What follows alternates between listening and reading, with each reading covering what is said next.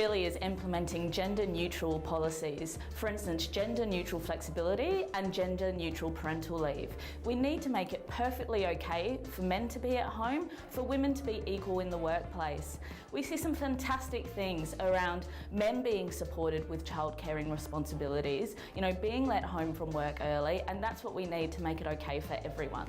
My advice to young women starting their career is to say yes to opportunities. There'll be some that you'll think you're not ready for, or you're not quite sure if you've got the education or the qualifications to do it, but just say yes and trust that someone else has recognised that you've got the abilities, and go for it and learn along the way. And there's no doubt that if you back yourself and seek all of those opportunities that you're offered, you'll be successful. I think governments play a really big role in advancing women in leadership positions, purely because they employ a high number of people, particularly in Queensland, and also they need to be seen as generating that change. I think with the advent of the Minister for Women, it's certainly going to come a long way, and we can start driving the cultural change from the top down, and we'll see other organisations adopt that within them. So the main thing coming out for me today was the importance of women supporting women and having the support networks to be able to really foster yourself and your personal development, as well as your career and your ambitions. I think it comes down to leadership, and management at any role can take on the role of leader.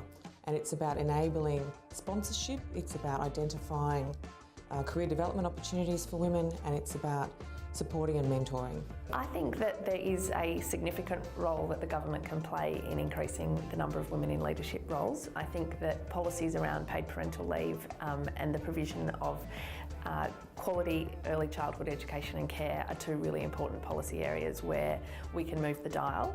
In both of these areas, Australia actually lags most of the OECD countries in our policy settings, and there is huge scope for improvement, and I am optimistic that in time we will see better policy and then we'll see a corresponding increase in the number of women in leadership positions because of that. Look, today was fantastic. It was an amazing group of people with some really great ideas and some really concrete ideas. We've got ideas around pay audits. Pay audits are not new, but actually what you do with them, and then how do you actually implement change within an organisation. Ideas around how you can really bring diversity and inclusion alive in the boardroom or in the leadership team, make it part of the culture. Really the themes that came out of it were around societal and organisational culture, reporting and accountability, support and development, resourcing. They're not new, none of those themes are new, but I think there'll be some really good concrete ideas that come out.